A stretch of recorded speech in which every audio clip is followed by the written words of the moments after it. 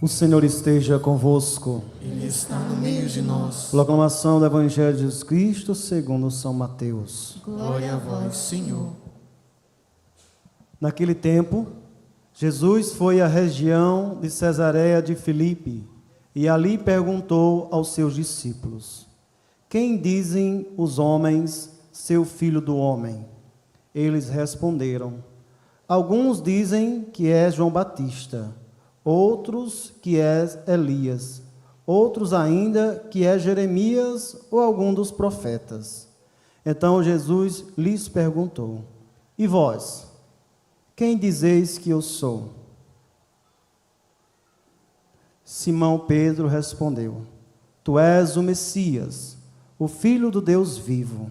Respondendo Jesus lhe disse: Feliz és tu, Simão, filho de Jonas, porque não foi um ser humano que te revelou isso, mas o meu Pai que está no céu. Por isso eu te digo que tu és Pedro, e sobre esta pedra construirei a minha igreja, e o poder do inferno nunca poderá vencê-la. Eu te darei as chaves do reino dos céus. Tudo que tu ligares na terra, serás ligado nos céus. Tudo que tu desligares na terra, será desligado nos céus. Palavra da salvação. Glória a vós, Senhor.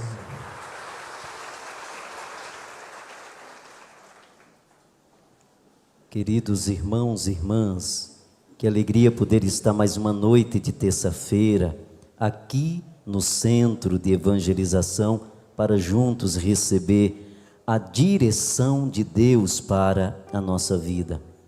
Poder acolher a sua palavra, poder escutar a sua palavra é sempre motivo de muita alegria para todos nós, porque a palavra ela é sempre direção. Ela abre sempre uma nova expectativa, uma visão nova para a nossa vida. Hoje, no dia 22 de fevereiro, nós estamos celebrando a festa da Cátedra de São Pedro. E esta festa da Cátedra de São Pedro, ela está relacionada à autoridade com que Jesus constituiu Pedro como o chefe da igreja. Aquele que recebeu o poder de governo sobre a igreja. Essa expressão cátedra, que é uma expressão que vem da língua latina, significa trono, significa cadeira. Por isso que a palavra catedral vem de cátedra. Cátedra é o radical de catedral.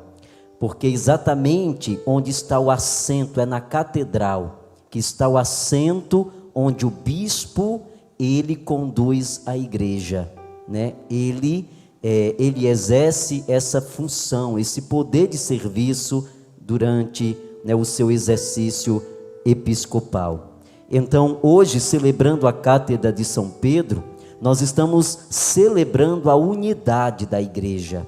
A unidade da igreja, que está na própria vontade de Jesus, naqueles que participam da sucessão apostólica. O primeiro Papa, o primeiro chefe da igreja foi Pedro, e depois, todos os outros que foram eleitos chefe da igreja, participam dessa sucessão que vem do apóstolo Pedro. Celebramos hoje a unidade da igreja. Jesus disse que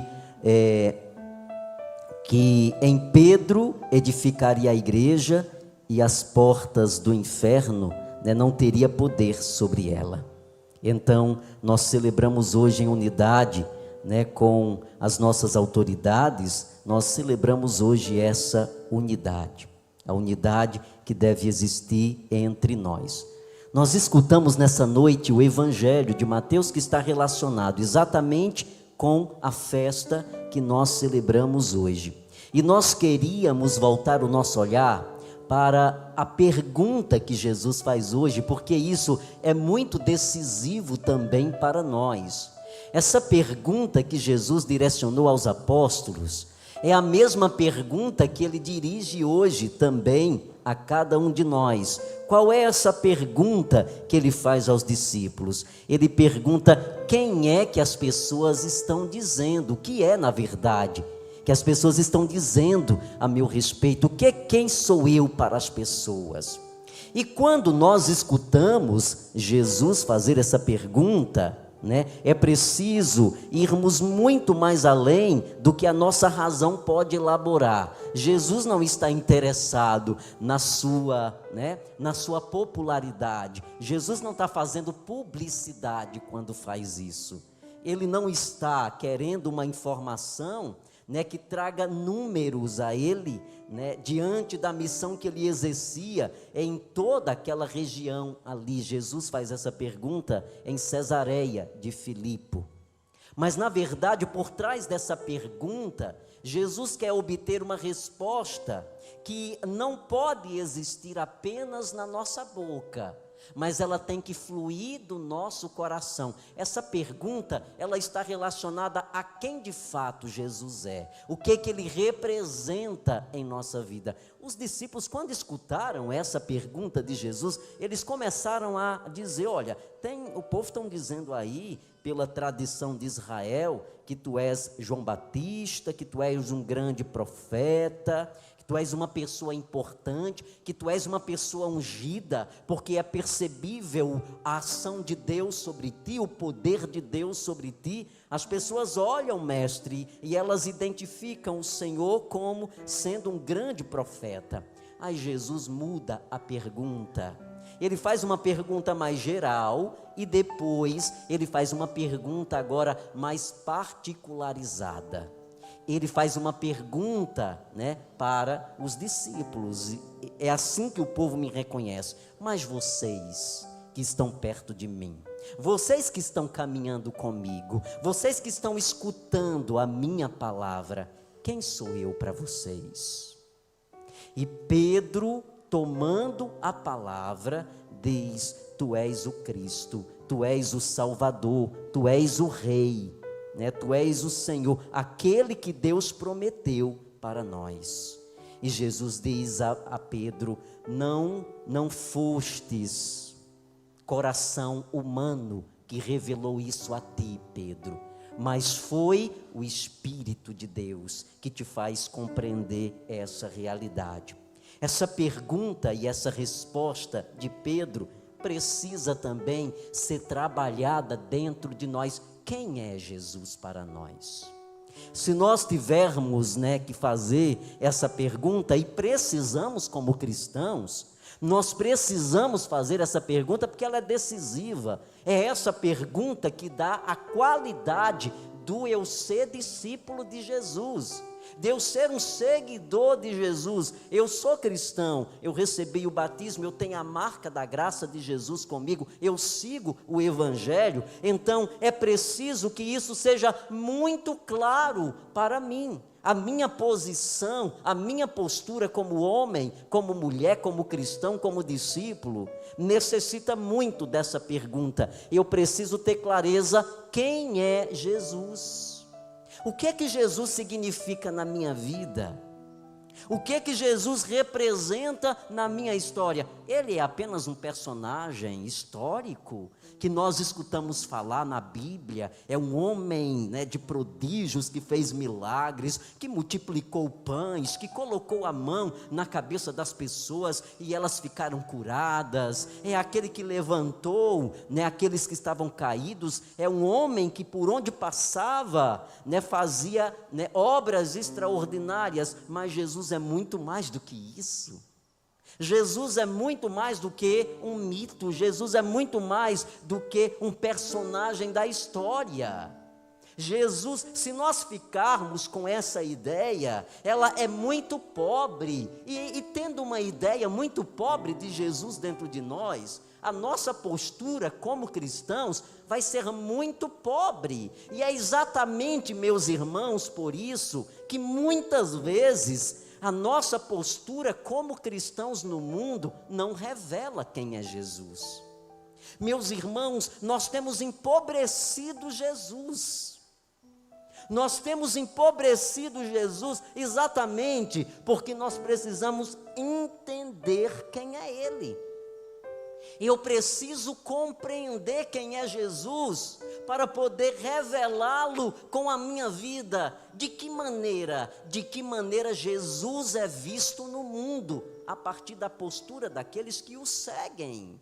E quem é que o segue? Somos nós. Nós somos os discípulos de Jesus do tempo presente. Como Pedro foi discípulo de Jesus lá nas primeiras comunidades. Quem são hoje os discípulos e apóstolos de Jesus Cristo no mundo? Sou eu.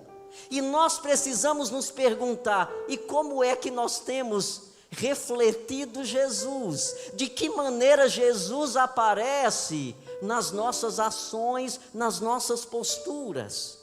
E se nós não tivermos cuidado em relação a isso, nós vamos empobrecendo cada vez mais Jesus, e Jesus não vai passar apenas de uma pessoa importante. Como os discípulos responderam a Jesus quando ele pergunta: quem é que, quem dizem os homens ser o Filho do Homem? Quem como as pessoas me definem lá fora? Não é uma pessoa importante, é um profeta, é um homem onde Deus atua de uma maneira muito clara, muito intensa. Mas Jesus é muito mais do que isso. Jesus é o Salvador. Jesus é aquele que muda a minha vida. Jesus é aquele que muda a minha história. Jesus dá sentido ao meu caminho. Jesus dá sentido à minha história de vida, porque Ele trouxe para a minha vida um caminho de vida. Ele me colocou diante de um caminho. Jesus desenhou um caminho para aqueles que querem ser felizes. Onde é que está o projeto de felicidade para o ser humano? Aquele que foi definido por Jesus. Se nós começarmos a fazer o caminho de Jesus, nós vamos encontrar felicidade. Nós vamos encontrar o sentido da vida. Nós vamos encontrar o sentido da vida. Nós estamos vivendo na sociedade pós-moderna um momento áureo da história humana, porque nós contemplamos no mundo pós-moderno todas as descobertas que a humanidade passada não experimentou. As descobertas tecnológicas, a revolução industrial, tantas situações que foram modificando a qualidade do ser humano. Mas se nós formos pontuar o grau de vivência do ser humano no mundo pós-moderno, nós vamos defini-lo como um ser que perdeu o sentido da vida. Nós encontramos muitas pessoas que têm tudo, mas ao mesmo tempo não têm nada. Pessoas que conquistam coisas, pessoas que têm muitas posses, pessoas que têm comodidade, que têm tudo, mas ao mesmo tempo encontra-se dentro de um vácuo. Existe um vazio profundo dentro dela, porque é exatamente isso. O que dá sentido ao ser humano não são as coisas que nós podemos possuir, porque elas se acabam. E se eu acho que o sentido da minha vida está nas coisas que eu posso possuir, e quando eu perdê-las, eu vou ter forças para continuar vivendo? Ou eu vou simplesmente desaparecer, assim como algo que pode desaparecer da minha vida da noite para o dia? O castelo que eu construí ao longo de anos podem, meus irmãos, caírem numa noite. E como eu vou viver depois de acontecimentos trágicos na vida? Aí nós vamos entendendo, e a palavra nos ajuda acerca disso. Nós encontramos sentido. O homem feliz é aquele que encontrou Jesus, é aquele que descobriu a motivação da sua vida. Por que que Jesus conquistou? Por que que Jesus atraiu pessoas? Porque elas tinham o olhar fitados nele. O que é que faz um monte de pescadores da Galileia deixarem redes, deixarem seus comércios, deixarem seus barcos e seguirem esse homem que eles nem conheciam ainda na profundidade? Jesus apenas passou ali na beira do mar da Galileia e disse: vem e segue-me. E eles começaram a seguir Jesus. O que é que faz alguém convencer uma outra pessoa de que ele pode encontrar sentido nela? A expressão de Deus presente. Então, meus irmãos, Essa pergunta de Jesus é muito decisiva. E hoje sou eu. Jesus está perguntando a Pedro, que sou eu. Eu sou a expressão de Pedro hoje. Quem é Jesus para a minha vida? De que maneira eu tenho expresso Jesus a partir da minha vivência diária? Olha para a tua história, para a tua vida. De que maneira você consegue revelar Jesus?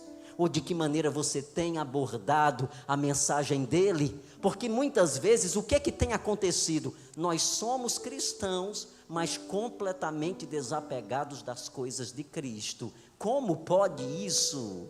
Como pode? Eu não compreendo alguém que segue uma outra e ela não está em unidade com aquele que ele segue.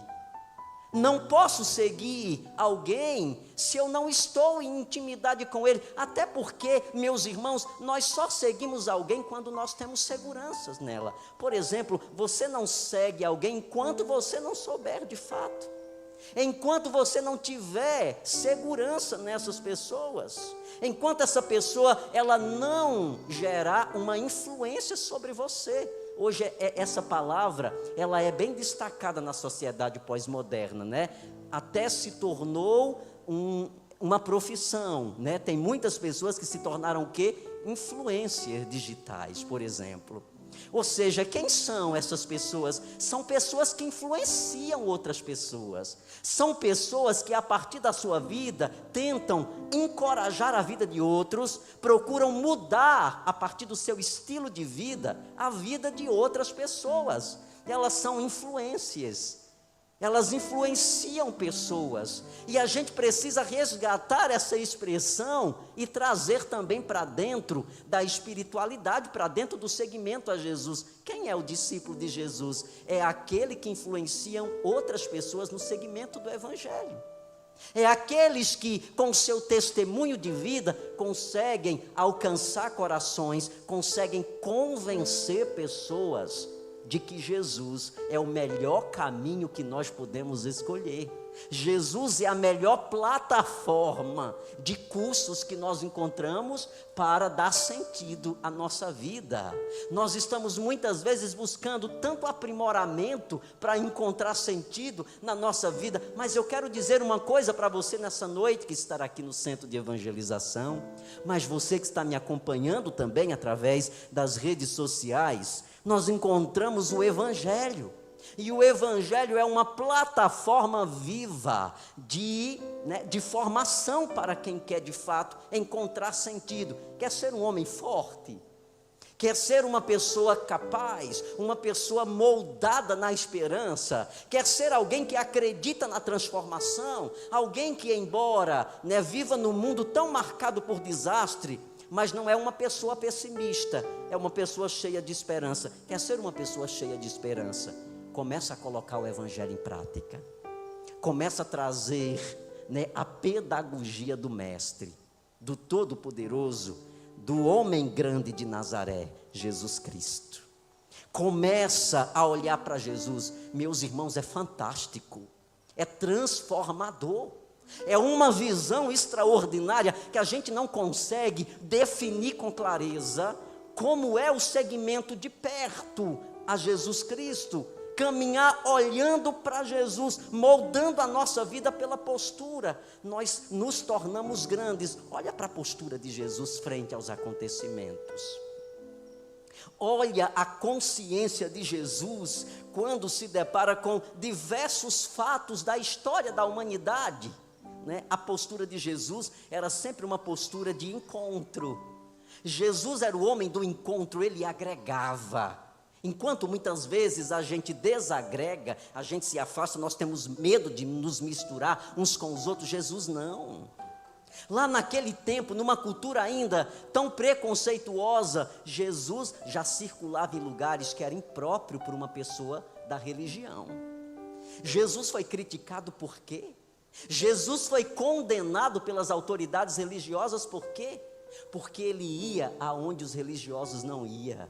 Jesus circulava aonde os sacerdotes não circulavam. Jesus tocava aonde ninguém era capaz de tocar. Jesus encontrou uma prostituta no meio-dia no poço de Jacó. E ele conversou com ela. A lei dizia: não, esse homem não pode vir de Deus, porque se ele viesse de Deus, ele saberia que não poderia conversar com essa mulher, que ela é mulher da vida. Jesus, quando olha para o ser humano, ele não olha para os rótulos que nós trazemos, para as feridas que o mundo imprimiu e as nossas relações deixaram. Nós temos fragmentos dentro de nós, nós temos heranças, né, que são tristes em nós, histórias de fracassos na nossa história. Mas quando Jesus nos encontra, quando Jesus olha para nós, Ele não olha para os nossos fracassos, Ele não olha para os nossos erros, Ele não olha para as nossas misérias. Se nós perguntássemos, se Jesus viesse hoje para uma missão, né, de encarnação, aonde era que Jesus ia? Olhando para a história daquele tempo, que ele veio há 2000 anos, há mais de 2000 anos atrás, mas se Jesus viesse agora, qual eram os lugares preferidos de Jesus? Provavelmente seria aqueles que muitas vezes nós, que nos dizemos cristãos, não queremos ir, porque nós temos medo, porque nós estamos muito preocupados com aquilo que os outros vão pensar de nós. Se nós estivermos andando com pessoas que talvez tragam rótulos, nós seremos julgados, nós seremos vítimas da língua das pessoas. Jesus não estava interessado nisso. Jesus não estava interessado no que... Sabe por que ele faz essa pergunta? Quem é que as pessoas estão dizendo a meu respeito?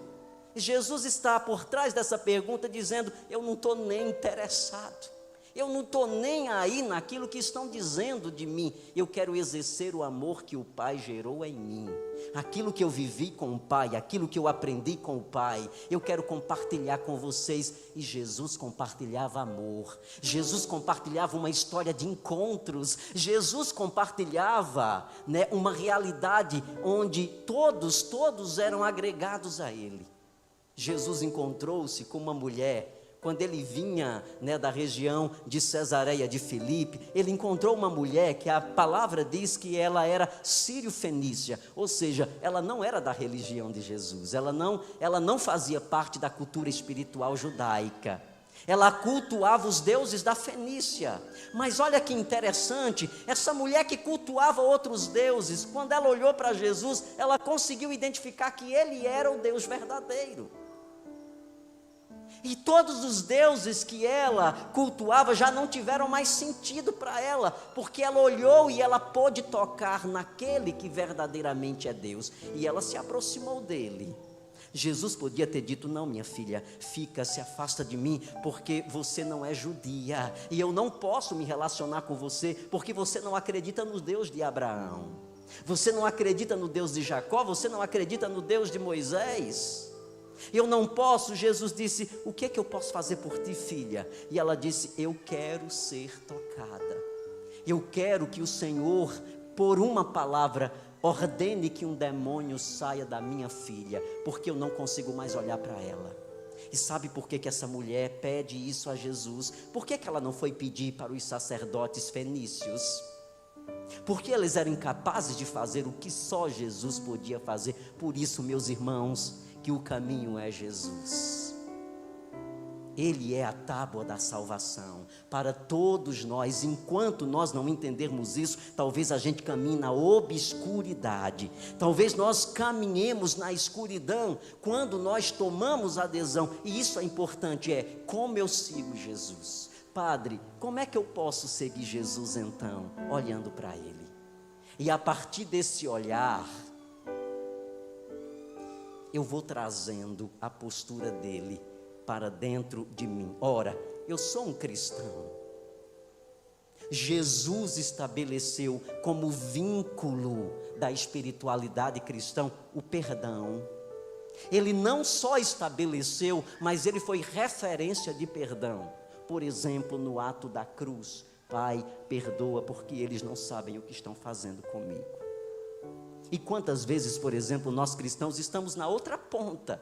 Nós estamos alimentando dentro de nós um ódio porque nós não queremos o perdão. É como se nós tivéssemos medo do perdão. Nós preferimos ficar com ódio dentro de nós. Ora, Jesus estabeleceu o perdão como o caminho da paz. Por que eu estou no ódio? Porque eu ainda não entendi a mensagem do Evangelho. Ao invés de alimentar o ódio, eu preciso exercitar o perdão. Padre, eu não consigo perdoar ainda. Ok, tudo bem. O perdão é um exercício. Mas você está trabalhando o perdão? Ou você está alimentando o ódio dentro de você? O que eu não posso? Alimentar o ódio. Eu não consigo ainda perdoar uma situação que alguém fez na minha vida, mas eu estou me esforçando, eu estou trabalhando. Você está na graça, porque você está aberto. Deus vai fazer essa obra na tua vida. Jesus nos ensinou a amar. E por que muitas vezes nós estamos na linha do desamor? Por que nós estamos agredindo uns aos outros? Por que nós estamos olhando sempre com um olhar de perseguição? Eu tenho medo do outro. Nós estamos nos tornando nocivos. Nós olhamos para o outro e o outro, quem é o outro para nós hoje? O outro é alguém que me ameaça. O outro é sempre alguém que me destrói. Não, isso não é verdade. O sistema colocou isso em nós, isso é manipulação mental. O outro não é alguém que é perverso. O outro é complemento. O outro é complemento.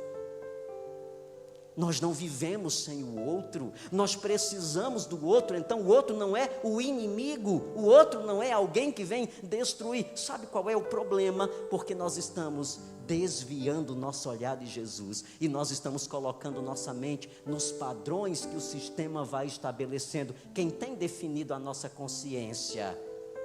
Quem tem definido a nossa consciência é o sistema, é o mercado, é aquilo, né, que o sistema quer que a gente saiba. Tudo é muito manipulável hoje, por isso que nós exercemos uma postura muito difícil hoje na evangelização. Sabe por quê? Porque o sistema sabe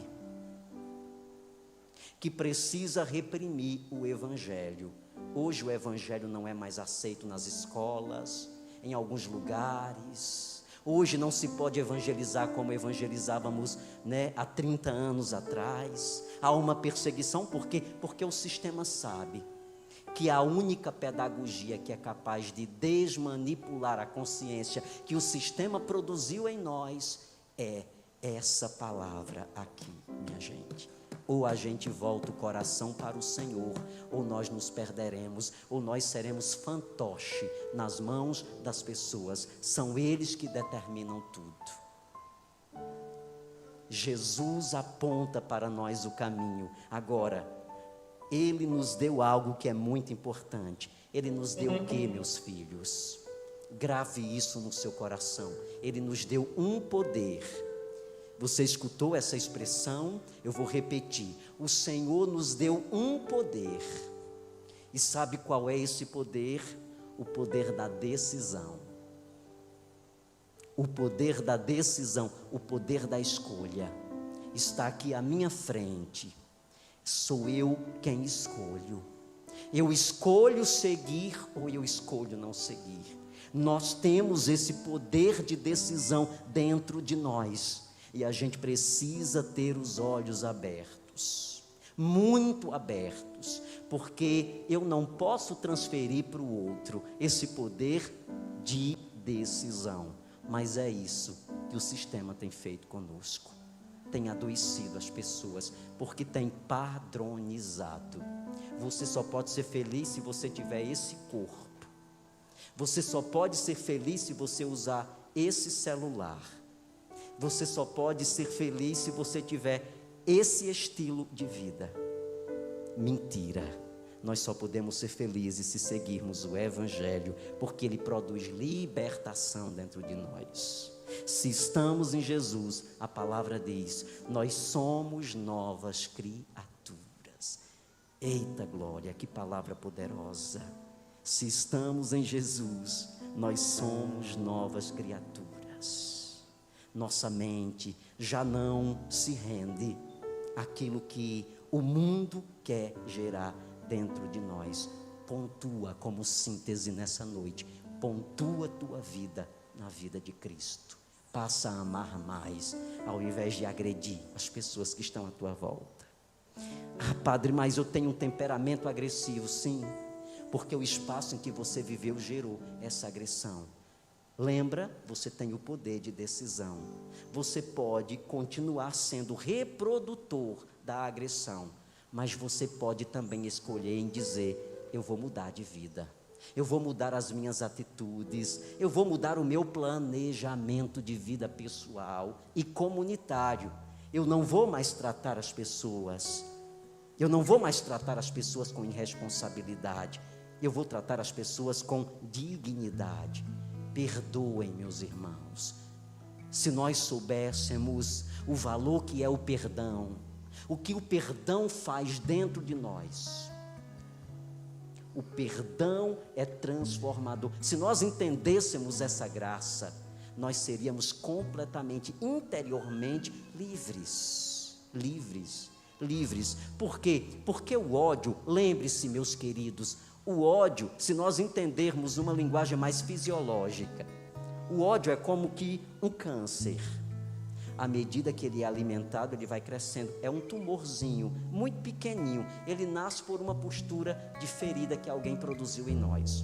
Mas se nós continuarmos alimentando ele dentro de nós, o tumor vai crescendo, e vai chegar um momento que o corpo não suporta mais, porque todas as células foram mortas por causa desse tumor. Espiritualmente falando, é isso que acontece. Mas quando eu jogo, quando a gente identifica um tumor dentro de nós, qual é o procedimento? Corre para o médico, faz o exame. O médico vai fazer uma cirurgia e vai arrancar o tumor e vai jogar para fora, para que teu organismo a partir daí responda de uma outra forma. E no campo espiritual, como é que a gente tira o tumor do ódio? Como é que a gente tira o tumor do ódio? Exercendo a cirurgia do perdão. Jesus ensinou a perdoar. Você quer ser cristão de verdade? Perdoe também. Você quer ser cristão de verdade? Ame também. Você quer ser cristão de verdade? Respeite. Se você quer ser cristão de verdade, respeite. Quer ser cristão de verdade? Acolha, agregue, seja uma pessoa que agrega, não uma pessoa que desagrega, que faz acepção de pessoas. Seja aberto como Jesus. Olha a mensagem do Senhor para nós nessa noite. Nós vamos sair por aquele portão, mas Deus quer fazer uma consciência nova em nós. Nós vamos sair daqui no desejo de fazer um caminho cristão. Amém? Louvado seja nosso Senhor Jesus Cristo, para sempre seja louvado.